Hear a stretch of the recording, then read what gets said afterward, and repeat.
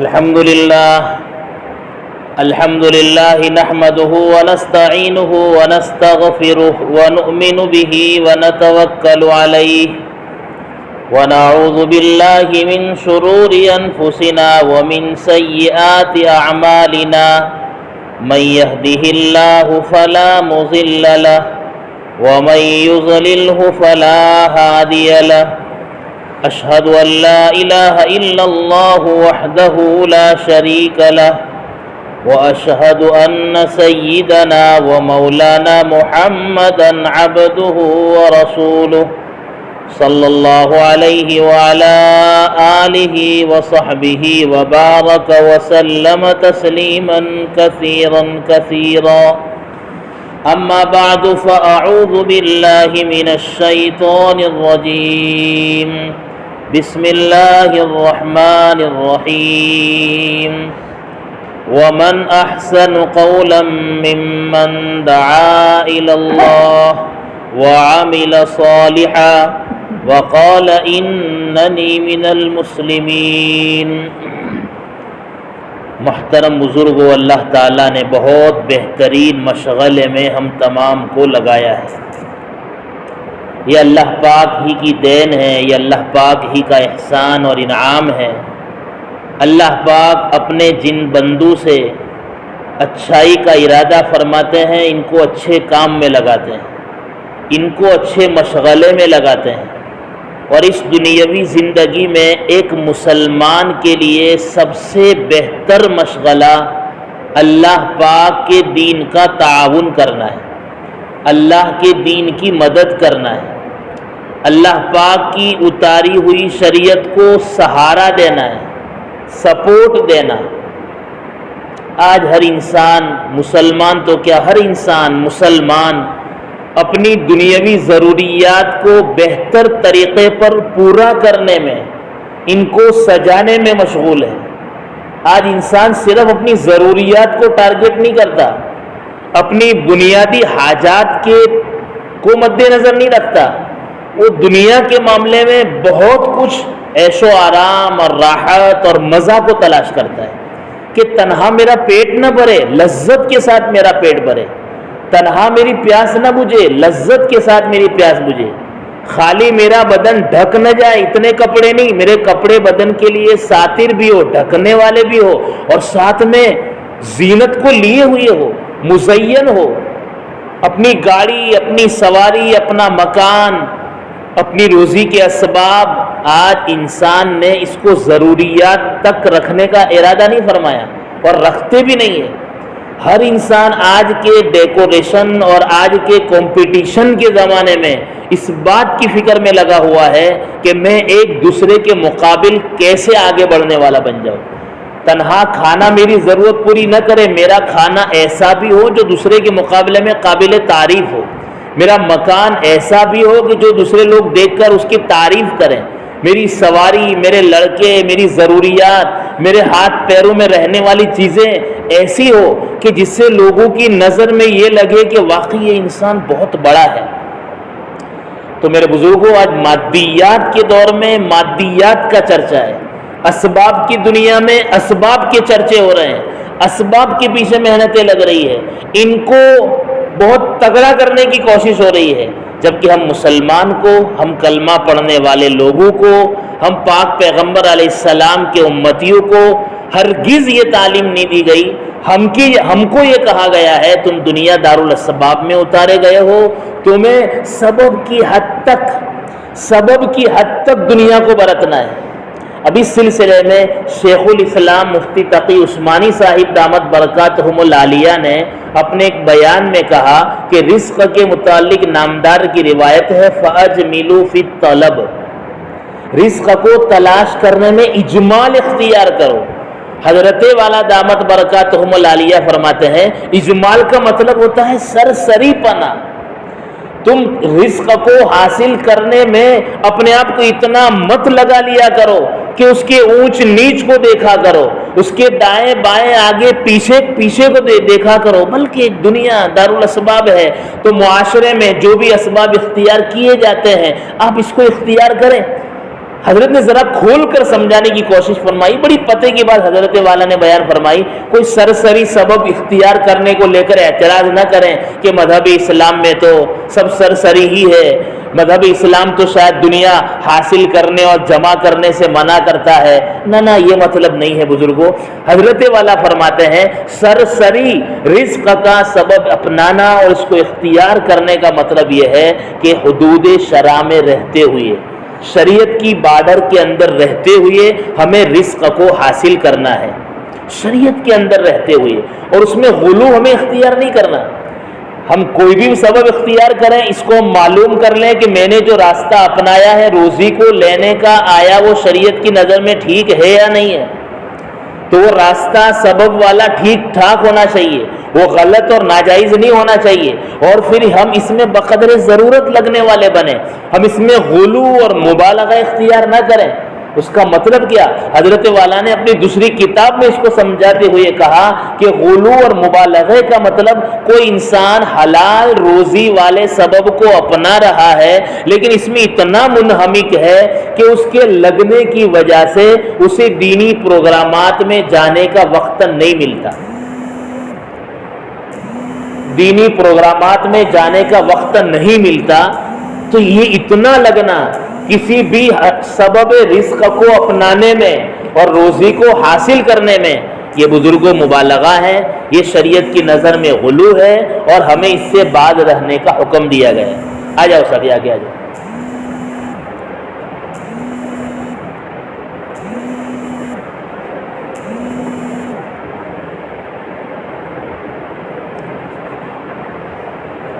تو دوستو اللہ تبارک و تعالیٰ نے عام انسانوں کے ذہن سے ہٹ کر ہم مسلمانوں کو اللہ پاک نے یہ ذہن بنایا ہے اور ہماری یہ تربیت فرمائی ہے کہ ہم دنیا کو دارالاسباب سمجھے, ہم دنیا کو دارالفرار یعنی بھاگنے کی جگہ سمجھے. آخرت ہماری اصل دارالقرار ہے, اطمینان کی جگہ ہے. وہاں پر جا کر ہمیں اپنی اصلی خواہشات کو وہاں پورا کرنا ہے, اپنی اصلی تمناؤں کو بلکہ ساری تمناؤں کو بھرپور طریقے پر پورا کرنے کی اگر جگہ ہے تو وہ آخرت کی جگہ ہے. اس کے بارے میں اللہ پاک نے قرآن کریم میں کہا وَلَكُمْ فِيهَا مَا تَشْتَهِي أَنفُسُكُمْ وَلَكُمْ فِيهَا مَا تَدَّعُونَ. تمہیں وہاں وہ ملے گا جو تمہارے جی چاہیں گے اور تمہیں وہاں وہ ملے گا جو تم مانگو گے.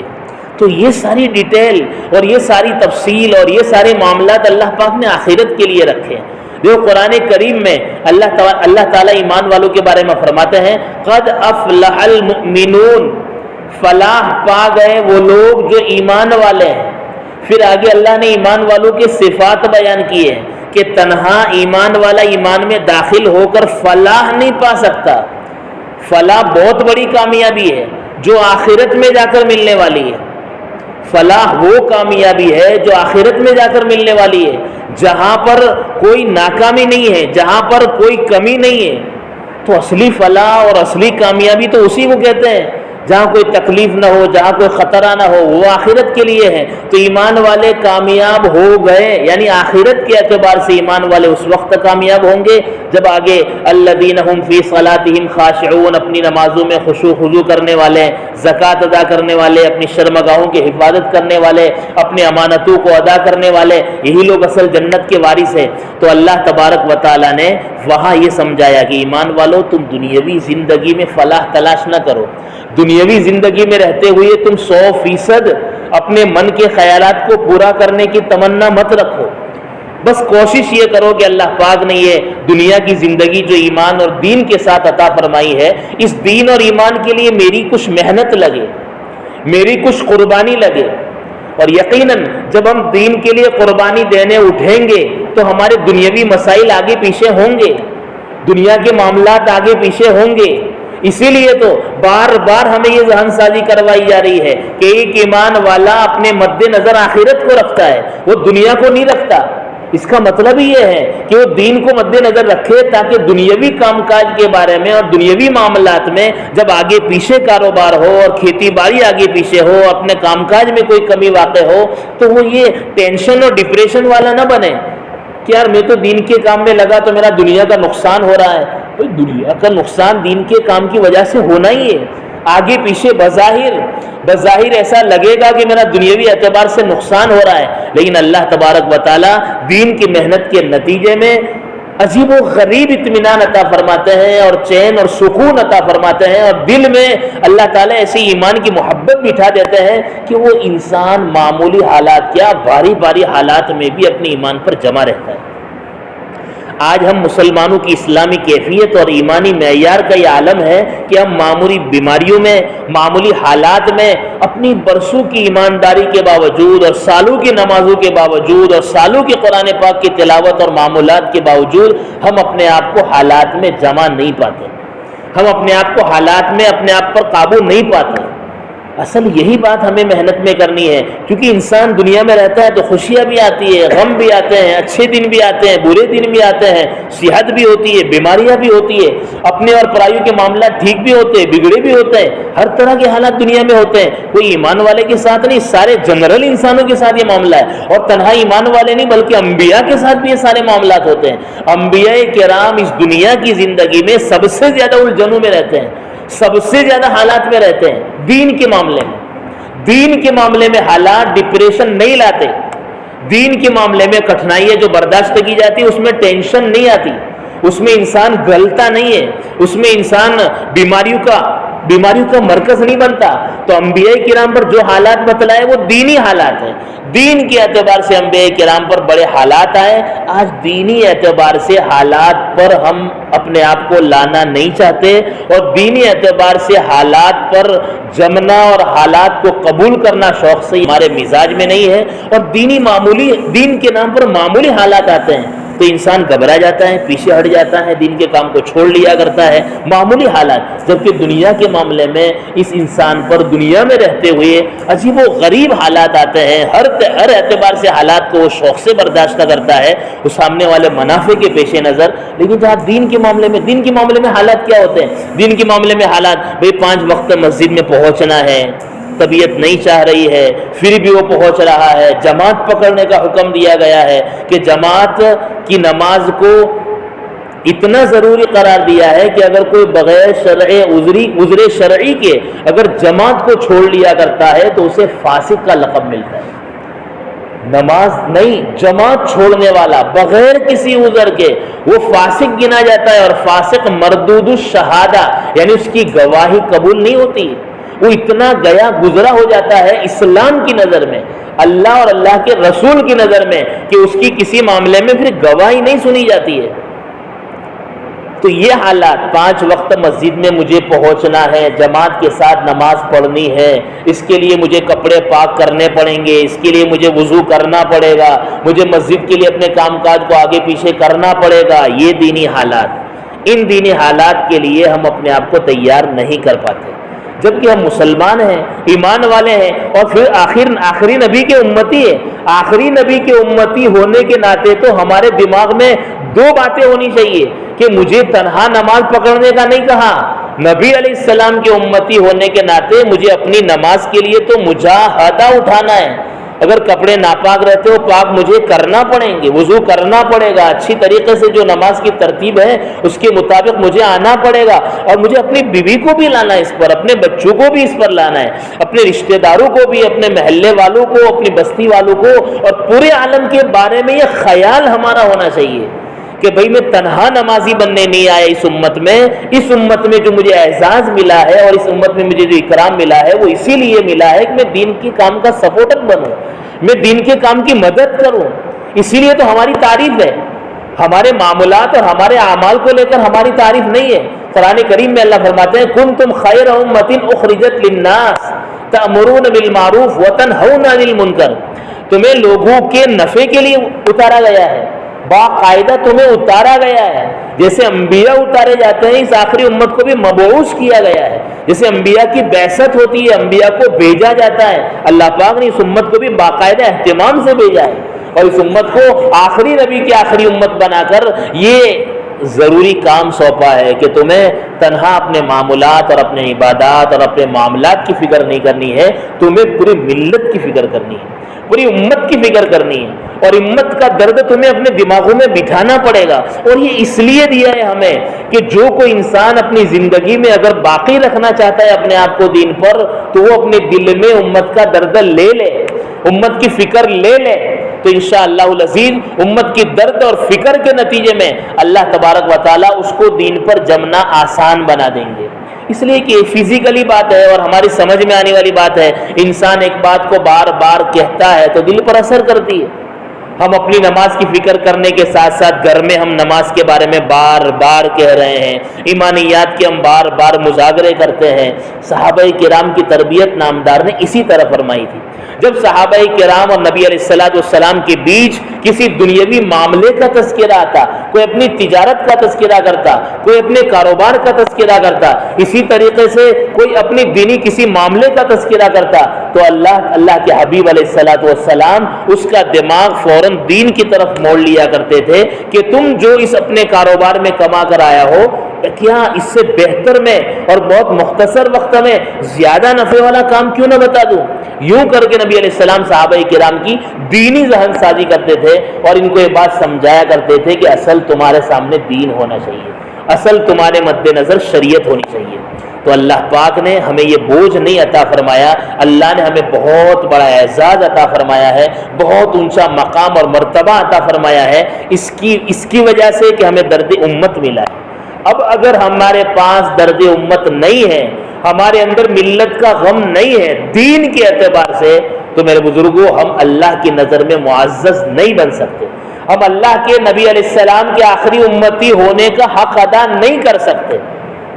تو آج ہم اس بات کو دماغ میں بٹھائیں، اور اسی کے لیے گشتہ ہوتے ہیں، اسی کے لیے پن گوشے اور دعوت و تبلیغ کا کام ہے کہ ہر انسان اپنے مزاج میں مزاج نبوت پیدا کر لے، اپنے مزاج میں کار نبوت سے عشق پیدا کر لے، یعنی نبوت والی شان اپنے اندر مسلمان پیدا کر لے۔ اس کے لیے اللہ پاک نے ہمیں آخری امت بنایا، اور اسی کے لیے اللہ نے دعوت تبلیغ کا کام دیا ہے۔ دعوت و تبلیغ کے کام کچھ رسومات کا نام نہیں ہے۔ پوری 24 گھنٹے کی زندگی کو ایک تبلیغ والا کیسے گزارے، یعنی ایک تبلیغ میں رہنے والا اور دعوت و تبلیغ کے کام میں لگنے والا اپنی پوری زندگی کے نقشے کو اس طرح گزارے جیسا کہ نبی گزارا کرتے ہیں، جیسا انبیاء کرام گزارا کرتے ہیں۔ یہی تو مطلب ہوتا ہے دعوت و تبلیغ کا۔ ہمارا یقین بننا چاہیے، ہمارے اعمال میں اضافہ ہونا چاہیے۔ تو یہ چیز ایک محنت مانگتی ہے بزرگوں، خالص بات کو سنتے رہنا اور اس بات کی فکر نہ کرنا کہ میں اپنی زندگی کو بدلنا چاہتا ہوں، تو ہم خالص بات کو سن کر کبھی بھی ترقی نہیں کر سکتے۔ ہم یہ مزاج اپنا بنائیں کہ مجھے کیسے درد دل پیدا کرنا ہے۔ اس کے لیے کیا ترتیب ہے؟ اس کے لیے ترتیب یہ ہے کہ ہم اپنی زندگی کا معمول بنا لیں کہ ہم لوگوں سے ملنے والے بنیں، ہم ایمان والوں سے ملاقات کریں اور دین کے معاملے میں ان کے ساتھ بات چیت کریں۔ دنیاوی مذاکرے اور دنیاوی معاملات میں فکریں اور غم تو بہت لوگ کرتے رہتے ہیں، اور ایک انسانیت کے نام پر بھی ہوتا رہتا ہے، لیکن ایک مسلمان ہونے کے ناطے ہماری ملاقات ایمان والے سے ہونی چاہیے دین کی نسبت پر۔ ایمان والے سے ہم ملیں ایمان کی نسبت پر، اسلام کی نسبت پر، اور ہم اس کے پاس بیٹھ کر اس کی دینی کیفیت کو معلوم کریں۔ بھئی تیرا یقین کیسا ہے، تیرا تعلق کیسا ہے خدا سے، تیری زندگی میں کیا پریشانیاں ہیں، تیری زندگی میں کیا چیز رکاوٹ بن رہی ہے، تو اللہ کا محبوب کیسے بن جائے، اللہ کا پیارا کیسے بن جائے، یہ فکر اللہ پاک نے ہم تمام کو عطا فرمائی ہے۔ اسی لیے کہا گیا ایمان والا اس کو ٹارگٹ کرے اور دنیاوی معاملات کو سرسری رکھے، دنیاوی مشاغل کی طرف بھرپور توجہ نہ دے، دین کو چھوڑ کر بھرپور اگر توجہ دنیا کی طرف دے بھی دی میرے بزرگوں، تو کبھی بھی ہم تقدیر سے زیادہ حاصل نہیں کر سکتے۔ پریشانی میں ہمارا اضافہ ہو سکتا ہے، لیکن کبھی بھی ہم اپنے مقدر سے زیادہ نہیں لے سکتے۔ اور ہماری ذہن سازی بار بار یہی ہوئی ہے کہ ایمان والا اسی وقت حیات طیبہ والی زندگی پائے گا جب ایمان اور اچھے اعمال پر زندگی گزارنے والا بنے۔ ایمان یہ بنیادی چیز ہے، اچھے اعمال یہ بات کی چیز ہے۔ ایمان یعنی ہماری سوچ ایمانی بن جائے، ہمارے خیالات ایمانی بن جائے۔ ایمان کوئی عمل نہیں ہے، ایمان کوئی کام نہیں ہے، ایمان ایک سوچ ہے، ایمان ایک خیال ہے، ایمان ایک وچار دھارا ہے، ایمان ایک انسانی اندرونی کیفیت کا نام ہے۔ الایمان سر والاسلام علانیہ، اسلام اوپنی اعمال کا نام ہے۔ ہم نماز، روزہ، زکوٰۃ، حج وغیرہ کرتے ہیں، یہ اسلام ہے۔ اور ایمان تو چھپی رہنے والی چیز ہے۔ اندرونی ایمان انسان کا جیسا ہوتا ہے ویسا اسلام ہوتا ہے۔ اگر اندرونی ایمان میں طاقت ہوتی ہے تو اس کا اسلام اور اس کے باہر سے نکلنے والے اعمال بھی طاقتور ہوتے ہیں، اور اگر اندرونی ایمان میں کمی ہوتی ہے، یقین میں کمی ہوتی ہے، تو اسلام اس کا کمزور ہوتا ہے۔ اسی لیے تو اور آگے سمجھ کر ہم بات کو سمجھنے والے بنے کہ اگر ایمان میں کچاس ہے، کمی کوتاہی ہے اور اسلام ٹھیک ہے، بہت بڑے خطرے کی بات ہے، بہت بڑے خطرے کی بات ہے۔ اور اندرونی ایمان مضبوط ہے، اسلام میں کمزوری ہے، اتنا بڑا خطرہ نہیں ہے۔ دو لفظ ہیں ہماری شریعت میں، ایک فاسق اور ایک منافق۔ منافق کہتے ہیں جو ظاہر میں اسلام تو رکھتا ہو، داڑھی، کرتا، پاجامہ، یعنی جو مسلمانوں کا رہن سہن ہے وہ اختیار کرتا ہو، مسلمانوں کی جو عبادات اور جو رسمیں ہیں بظاہر ایک پہچان کے طور پر وہ تو کرتا ہو، لیکن اندرونی مایا میں بگاڑ ہو، جس کو اگر کفر کہیں، یعنی اندر ایمان نہ ہو، تو یہ منافق اصلی ہے، جو کافر سے بھی زیادہ بڑا مجرم ہے، جو نبی علیہ السلام کے زمانے میں پائے جاتے تھے۔ آپ کی مسجدوں میں آتے تھے، آپ کے ساتھ اللہ کے راستے میں آتے تھے، آپ کے جیسے کپڑے، صحابہ کرام جیسے معاملات ان کے ہوتے تھے، لیکن دل میں ایمان نہیں ہوتا تھا۔ وہ غلط نیت کی بنا پر اور لالچ کی بنا پر اور مال غنیمت اور دوسرے مفاد پرستی کی بنا پر وہ اس طرح کیا کرتے تھے۔ تو اللہ پاک نے قرآن کریم میں کہا ان المنافقین فی الدرک الاسفل من النار، یہ تو جہنم کے سب سے نچلے طبقے میں رہنے والے ہیں۔ اور ایک ہوتا ہے فاسق، یعنی اندرونی ایمان تو ہوتا ہے، باہری اعمال میں کمزوری ہوتی ہے، نماز روزے میں کمزوری ہوتی ہے، یہ فاسق ہے۔ فاسق کی گواہی مانی نہیں جاتی، لیکن یہ فاسق اندرونی ایمان ہے، اس کے نتیجے میں ایک نہ ایک دن کسی ولی کی صحبت سے، دعوت و تبلیغ کی محنت سے چلا دو چلا نکلنے کے نتیجے میں اللہ پاک اندرونی ایمان کو تھوڑا ایسا گرم بنا دیں گے کہ ظاہری اسلام بھی ٹھیک ہو جائے گا۔ تو اصل ٹارگیٹ اور اصل بنیادی بات اندرونی مایا کو بنانا ہے، اندرونی سوچ کو بنانا ہے، جو کسی کو نظر نہیں آتی، جو ایمان والا اور اللہ ہی جانتا ہے۔ اس میں جتنی ہم اخلاص پیدا کرنے کی کوشش کریں گے، اس کو ہم جتنا نخالص بنانے والے بنیں گے، اللہ سے ہمارا تعلق اور اللہ سے ہماری سوچیں ہم ٹھیک کرنے والے بنیں گے، تو انشاءاللہ اللہ کو اتنا ہی پیار آئے گا۔ یہی ایمان ہے، یہی یقین ہے، اور اسی بات میں یہاں رہتے ہوئے سکھایا جاتا ہے۔ یعنی ہم یہ من بنائیں کہ اللہ تبارک و تعالی ہی سب کچھ کرنے والے ہیں۔ یہ معمولی جملہ نہیں ہے، یہ بولنے والا جملہ نہیں ہے، یہ بولنے والی باتیں نہیں ہیں، یہ دماغ میں فٹ کرنے والی باتیں، دماغ میں اتارنے والی باتیں، اپنے اندر اس کو بسانا ہے کہ سب کچھ اللہ کرتے ہیں۔ آنکھ ہم بند کریں، اپنے دماغ کو یہ سمجھائیں سب کچھ اللہ نے کیا، آج بھی سب کچھ اللہ کر رہا ہے، اور قیامت تک اللہ ہی کرنے والے اور آگے بھی اللہ ہی کرنے والے۔ ایک بات۔ دوسری بات ہم یہ بٹھائیں کہ اللہ تعالیٰ جو کرتے ہیں وہ ٹھیک ہی کرتے ہیں، سب کچھ اللہ ہی کرنے والے ہیں، کوئی اور کرنے والا نہیں ہے، اور جو کچھ بھی اللہ کرتے ہیں، جب کبھی کرتے ہیں، جس کے ساتھ کرتے ہیں، وہ اللہ ٹھیک کرتے ہیں۔ اللہ تعالیٰ کسی پر ظلم نہیں کرتے، نعوذ باللہ، کسی کے ساتھ اللہ دشمنی میں کوئی معاملہ نہیں کرتے۔ اللہ کی ہنسی میں بھی شفقت ہوتی ہے، اللہ کے غصے میں بھی شفقت ہوتی ہے۔ اللہ کسی کو نعمت دیتے بھی ہیں تو بھی اللہ خوش ہوتے ہیں، اور کسی کو اللہ پکڑتے ہیں تو پکڑنے میں بھی اللہ کی شفقت ہوتی ہے۔ اللہ کا ہر معاملہ شفقت والا ہوتا ہے۔ جیسا ایک باپ اپنے بچوں کے ساتھ میں جو کبھی دینے کا معاملہ کرتا ہے تو بھی شفقت کی بنا پر کرتا ہے، نہ دینے کا معاملہ کرتا ہے تو بھی شفقت کی بنا پر کرتا ہے، کبھی ڈھیل چھوڑتا ہے، یعنی کبھی اس کو نعمتوں میں رکھتا ہے، اللہ خوش ہوتا ہے، نعمتوں میں رکھتا ہے، تو اللہ اس وقت بھی اللہ کی کوئی مصلحت ہوتی ہے، اور اللہ تھوڑی رسی کھینچ لیا کرتا ہے، تھوڑے حالات تنگ کرتا ہے، تھوڑی بیماریاں ڈالتا ہے، تھوڑے پریشانیاں ڈالتا ہے، کبھی طبیلے میں پرابلم آتی ہے، کبھی کھیتی باڑی میں آتی ہے، کبھی دکانوں میں آتی ہے، کبھی آپسی تعلقات میں آتی ہے، تو اللہ تعالیٰ کی اس میں بھی بڑی شفقت ہوتی ہے، اللہ کی اس میں بھی بڑی رحم دلی اور مہربانی ہوتی ہے۔ چونکہ اللہ پاک قرآن کریم میں کہہ چکے ہیں الحمدللہ رب العالمین الرحمن الرحیم، ہم تو ہر ایک کے ساتھ میں رحم و کرم کا معاملہ فرماتے ہیں، ہر ایک کے ساتھ میں ہماری شفقت کا معاملہ ہوتا ہے۔ اللہ پاک فرماتے ہیں میری جیسی شفقت تم کہیں بھی نہیں دیکھ سکتے، تو اللہ پاک نے اپنا لقب ہی رحمان الرحیم رکھا ہے، اپنا نام ہی رحمان الرحیم رکھا ہے۔ اس سے ہم اندازہ لگا سکتے ہیں کہ اللہ پاک انسانوں کے ساتھ بلکہ ساری مخلوقات کے ساتھ رحم و کرم کا معاملہ کرنے والے ہیں۔ پھر جو اس میں ایمان والے ہیں، جو اللہ پاک کا جنہوں نے کلمہ پڑھا ہے، جنہوں نے اللہ پاک کے دین کی سربلندی کا ارادہ فرمایا ہے، جو اللہ تعالیٰ کی شریعت پر چلنے والے لوگ ہیں، کیا اللہ تبارک و تعالیٰ کو ان سے شفقت نہیں ہوگی، ان سے محبت نہیں ہوگی؟ جبکہ اللہ پاک فرماتے ہیں ان الدین عند اللہ الاسلام، مجھے اگر کوئی چیز پیاری ہے تو وہ میرا اتارا ہوا دھرم، میری بتلائی ہوئی ترتیب مجھے پیاری ہے۔ تو جو بندہ اس ترتیب پر آنا چاہتا ہو، جو بندہ اس ترتیب کے مطابق زندگی گزارنا چاہتا ہو، اللہ کی نظر میں وہ پیارا نہیں ہو سکتا، پیارا ہی ہے۔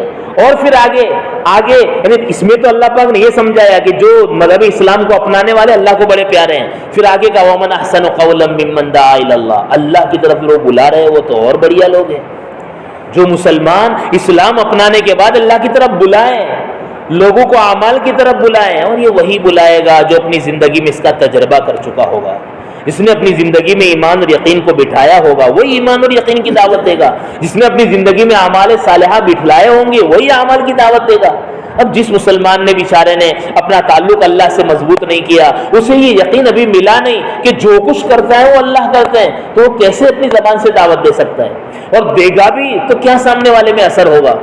اب اس کی دعوت پھس پھسی ہوگی، وہ اپنی دعوت میں شک و شبہ میں مبتلا ہوگا، اپنی دعوت میں وہ ڈھیلا پن اختیار کر لے گا، کیونکہ ابھی اس کو اتنا کانفیڈنس اور یقین نہیں آیا۔ اس لیے نہیں آیا کہ ابھی تک اس کے پاس یہ دولت نہیں آئی ہے۔ تو میرے بزرگوں یہ مطلوب ہے، اپنا اندرونی یقین بنانا مطلوب ہے۔ اب یہ بنتا کیسے ہے؟ یہ بنتا ہے اس کے ماحول میں رہنے سے، یہ بنتا ہے ایسی فضا والوں یقین والوں کی صحبت میں بنتا ہے۔ وَكُونُوا مَعَ الصَّادِقِينَ، یقین والوں کی صحبت میں بیٹھو، مع کا لفظ ہے، ان کے ساتھ رہو۔ اور ساتھ رہنے کا لفظ معاشرے میں کب بولتے ہیں کہ یہ فلاں کا ساتھی ہے، یہ فلاں کے ساتھ رہنے والا ہے۔ ہم کب کہتے ہیں؟ ایک دو مرتبہ کی ملاقات سے نہیں کہتے، بار بار اور پابندی سے گہری دوستی کے بارے میں ہم کہتے ہیں یہ دونوں ساتھی ہیں، یہ دونوں ساتھ کاروبار کرتے ہیں، یہ دونوں ساتھ رہتے ہیں۔ تو اللہ پاک نے اس طرح ساتھ رہنے کا کہا ہے۔ کبھی کبھار کی ملاقات یہ اللہ والوں کی صحبت نہیں ہے۔ اللہ پاک نے تھوڑی سی ملاقات کو نہیں کہا، کونوا مع الصادقین، یقین والوں کے ساتھ رہو، یعنی اتنے رہو ان کے پاس کہ گویا لوگ یہ کہے کہ ان کے ساتھ رہنے والا ہے۔ اتنے درجے تک رہنے کو کہا ہے، کائے کے لیے؟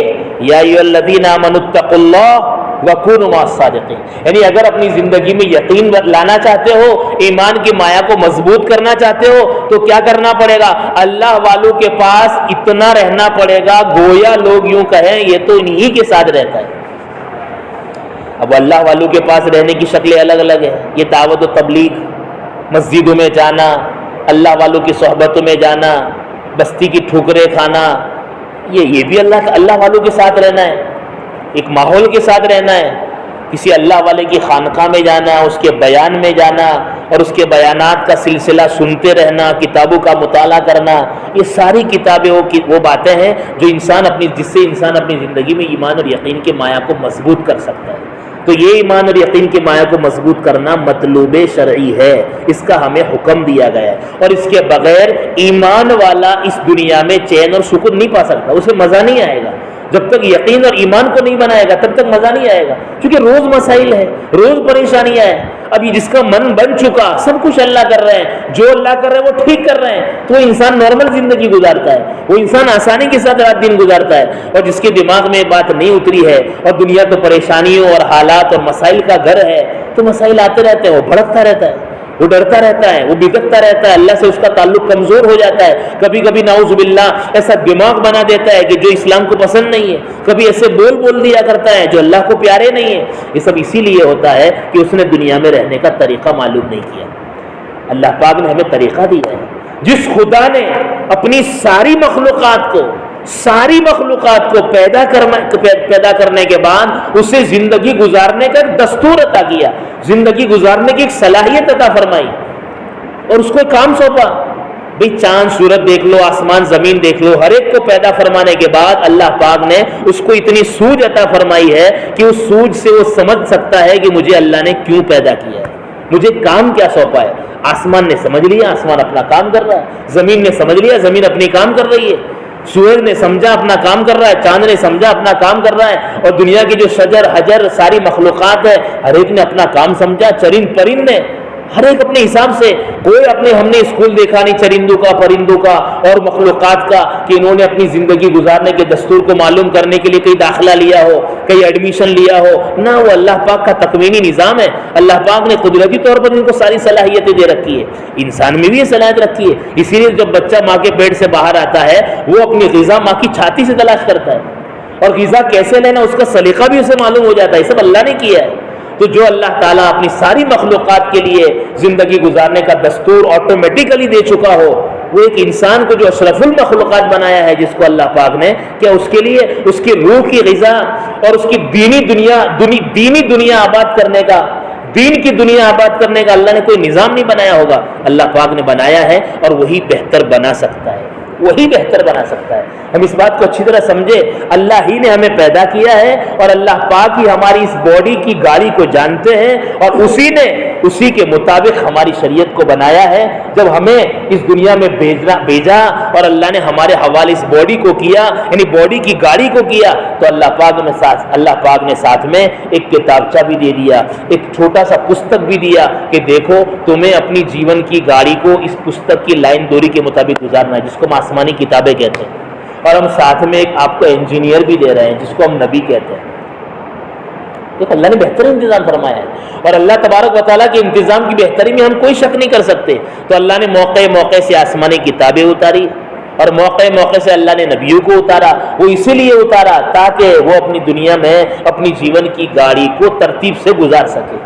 آخر میں اللہ پاک نے نبی علیہ السلام کو اتارا، اور نبی علیہ السلام کو سارے انسانوں کے لیے رہبر بنا کر بھیجا، قیامت تک آنے والے لوگوں کے لیے آئیڈیل بنا کر بھیجا۔ یعنی کسی بھی انسان کو اپنی دنیا کی زندگی کس طرح گزارنی یہ معلوم کرنا ہو تو ہمارے پاک پیغمبر کی زندگی پڑھیں۔ خالی مسلمان نہیں، ہمارے نبی سارے انسانوں کے لیے، سارے انسانوں کو دنیا کی زندگی کیسے مینٹین کرنا وہ ہمارے نبی بتا کر گئے۔ ہمارے نبی قرآن کریم کی ترتیب کے مطابق زندگی گزار کر گئے، اور ہمارے نبی کی تعلیمات کو چونکہ قیامت تک رکھنا تھا اور کسی نبی کو اتارنا نہیں تھا، اسی لیے اللہ پاک نے ہمارے نبی کی زندگی کو محفوظ فرما دیا تھا۔ ہمارے نبی کی زندگی قرآن میں ہے اور حدیث میں ہے۔ قرآن کو بھی اللہ نے حفاظت سے آج تک پہنچایا اور قیامت تک پہنچائیں گے۔ حدیث کی بھی اللہ پاک نے حفاظت فرمائی ہے، قیامت تک وہ حدیث باقی رہنے والی ہے۔ تو ساری زندگی ہمارے نبی کس میں؟ قرآن اور حدیث میں، اور قرآن اور حدیث کو اللہ نے محفوظ فرما دیا۔ کیوں؟ تاکہ قیامت تک آنے والے لوگ ہمارے نبی کو آئیڈیل بنانے والے بنے، اپنی زندگی کے مسائل کا حل ان دونوں کتابوں میں تلاش کرنے والے بنے۔ اس کے لیے اللہ پاک نے قرآن اور حدیث کو محفوظ بنوایا ہے۔ اور دوسری بات اللہ تبارک و تعالیٰ نے ہمارے نبی علیہ السلام کو یہ عطا فرمائی کہ ہمارے نبی کسی خاص قبیلے اور خاندان کے لیے نہیں آئے، ساری انسانیت کے لیے آئے۔ اس میں بھی دلیل ہے کہ ہمارے نبی سب کے لیے آئیڈیل اور نمونہ ہے، اور زندگی کا کوئی موقع اور کوئی مسئلہ اور کوئی مرحلہ اور کوئی واقع موڑ اللہ کے نبی علیہ السلام نے ایسا نہیں چھوڑا جس میں ہمیں رہبری نہ عطا فرمائی، ہمیں مسئلہ نہ بتایا ہو کہ والد کو کیا کرنا، اولاد کو کیا کرنا، خوشی میں کیا کرنا، غمی میں کیا کرنا، میاں کو کیا کرنا، بیوی کو کیا کرنا، اقتدار پر ہو تو کیا کرنا، رعایا میں ہو تو کیا کرنا، کاروبار میں ہو تو کیا کرنا، زراعت میں تو کیا کرنا۔ یعنی کوئی بھی مشغلے میں اور کسی بھی سچویشن اور پوزیشن میں آپ زندگی میں آؤ تو اس موقع پر تمہیں کیا کرنا، اس کا حل ہمارے نبی علیہ السلام کی زندگی میں مل جائے گا۔ تو اس سے بڑا آئیڈیل کیا ہوتا ہے، اس سے بڑا نمونہ اور کیا ہوتا ہے؟ اور پھر ہمارے نبی کو اتنا آسان بنا دیا اللہ پاک نے، بلکہ ہر نبی کو بنا دیا کہ ہر نبی کو انسانوں کے بیچ انسانی شکل میں بھیجا، ہر نبی کو انسانوں کے بیچ انسانی شکل میں بھیجا۔ کوئی نبی انسانوں کے بیچ فرشتے کی شکل میں نہیں آیا، کسی اور مخلوق کی شکل میں نہیں آیا۔ بھائی انسانوں کا رہبر اتارا جا رہا ہے تو وہ انسانوں کی باتیں سمجھنے والا تو ہو، اور انسان اس کی پیروی تو کر سکے۔ اگر مخلوق دوسری ہوگی تو بات نہیں سمجھ پائے گا، مخلوق دوسری ہوگی تو یہ انسان اس مخلوق کی کیسی پیروی کریں گے، ان کے پیچھے کیسے چلیں گے؟ تو آئیڈیل تو ایسا ہونا چاہیے نا جس کی سوانح محفوظ ہو۔ الحمدللہ ہمارے نبی کی سوانح محفوظ ہے۔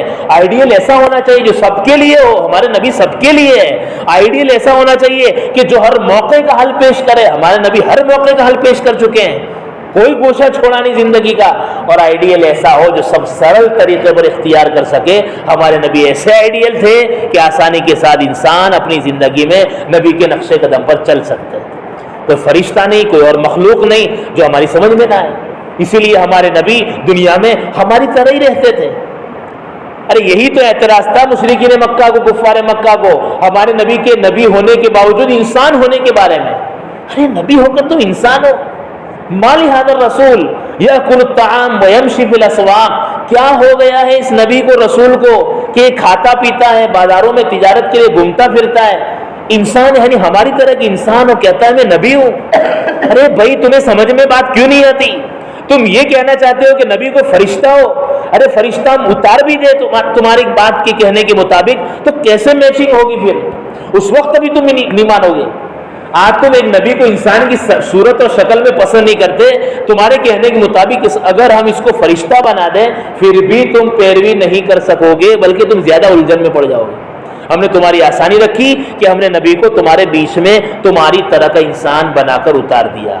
وہ اسے بھوک بھی لگتی ہے، تو بھوک لگے تو کیا کرنا، اسے پیاس بھی لگتی ہے، اسے حاجات بھی ہوتی ہے، اس کی بیویاں بھی ہوتی ہے، اس کے بچے بھی ہوتے ہیں، اس کی خوشی اور غم کے واقعات بھی ہوتے ہیں، وہ بھی ہارتا بھی ہے، وہ جیتتا بھی ہے، وہ ہنستا بھی ہے، روتا بھی ہے، وہ کاروبار بھی کرتا ہے۔ وہ سارے انسانوں کی جو مسائل اور انسانوں کی ضروریات ہیں، سیم اس کی طرح اس کے اندر ساری باتیں ہوتی ہے، تو وہ پھر ساری باتیں انسانوں کے بیچ رہ کر دکھائے گا، تو انسانوں کی سمجھ میں بات آ جائے گی، واقعی یہ تو بہت آسان بات ہے۔ تو میرے بزرگوں، اللہ پاک نے ہم تمام کے لیے ہماری دل کی دنیا آباد کرنے اور ہماری روح کی غذا کا بہت ہی بڑا بہتر طریقے پر انتظام فرما دیا ہے۔ ہم مسلمانوں کو اسلام کے آنے کے بعد اور اسلام کے سائے میں آنے کے بعد اب کسی اور آئیڈیل اور نمونے کو تلاش کرنے کی چندہ ضرورت نہیں، بلکہ بڑی ناقدری اور بڑی حماقت اور بڑی جہالت اور بے وقوفی کی بات ہے کہ ہم نبی علیہ السلام کے امتی ہونے کے باوجود کسی اور کو آئیڈیل بنائیں، کسی اور جگہ پر جا کر ہم اپنی پیاس کو بجھانے والے بنیں، کسی اور جگہ پر جا کر اپنے مسائل کو حل کرنے والے بنیں۔ یہ بات ہم مسلمانوں کے شایان شان نہیں ہے۔ ہم محکم رہنے والے بنے، مستحکم رہنے والے بنے کہ میں ایمان اور یقین کی مایا رکھنے والا ہوں، اللہ تبارک و تعالیٰ کی ذات پر یقین رکھنے والا ہوں۔ میں تو اپنے دنیا کے ہر طرح کے مسائل میں اللہ ہی سے رابطہ کروں گا اور نبی کی زندگی ہی میں حل تلاش کرنے کی کوشش کروں گا۔ یہ ہم مزاج بنا لیں تو انشاءاللہ العزیز ہمیں کسی اور کی طرف رشک بری نگاہیں اٹھانے کی ضرورت نہیں ہے۔ ہمارے پاس بہت کچھ سرمایہ ہے، اس سرمایہ کو ہم یوز کر کے اپنی زندگی کو بہتر طریقے پر گزارنے والے بنے۔ اسی لیے یہ مذاکرے ہیں اور یہ چرچے ہیں۔ ہم جتنا اپنے آپ کو دین سیکھنے کے لیے محتاج بنائیں گے، دین سننا نہیں، دین سیکھنا، دین کو سیکھنے کے لیے، دین کو جاننے کے لیے اپنے آپ کو جتنا دین کے سامنے جھکائیں گے اور اللہ کے سامنے جھکائیں گے۔ حضرت امام ابو حنیفہ علیہ رحمہ تو فرماتے ہیں، کوئی انسان جنگل میں رہتا ہو اور وہ اپنے دل میں دین کی طلب رکھتا ہو، اللہ پاک وہاں بھی اس کے لیے انتظام فرما دیا کرتے ہیں، وہ طلب پیدا کرے۔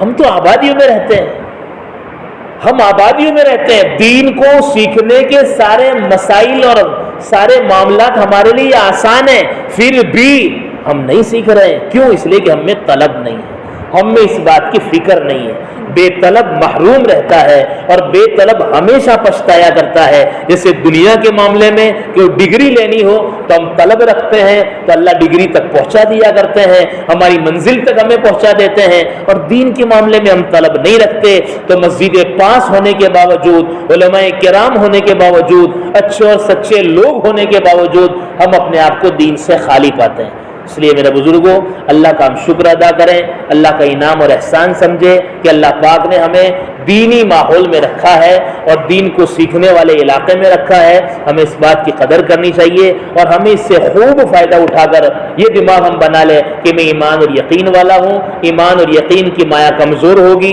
میرا اسلام کمزور ہوگا، ایمان اور یقین کی مایا مضبوط ہوگی، میرا اسلام مضبوط ہوگا۔ یہ بات ہم سمجھیں اور اس بات کو ہم بار بار اس کی ہم دعوت دینے والے بنیں۔ ہم اس بات کو بار بار ہم پھیلانے والے بنیں تو انشاءاللہ العزیز ہم دنیاوی زندگی میں ہر اعتبار سے کامیاب ہوتے چلے جائیں گے اور اللہ پاک ہم سے راضی رہے گا۔ یہ کچھ بنیادی باتیں تھیں جو اللہ پاک کے فضل و کرم سے آپ کے سامنے آئی۔ ہم سب محتاج ہیں، اللہ مجھے بھی اور آپ سبھی حضرات کو ان باتوں پر عمل کی توفیق عطا فرمائے، اور انشاءاللہ عشاء کے بعد اسی عنوان پر ہمارے سامنے تقاضے آئیں گے راہ خدا کے، ہم خود بھی بیٹھیں اوروں کو بھی بٹھانے والے بنیں اور ان تقاضوں کو دل و جان سے ہم سن کر اس پر عمل کرنے والے بنیں۔ اللہ پاک ہم تمام کو عمل کی توفیق عطا فرمائے۔ سبحان اللہ و بحمدہ، سبحانک اللہم و بحمدک، اشہد ان لا الہ الا انت، استغفرک۔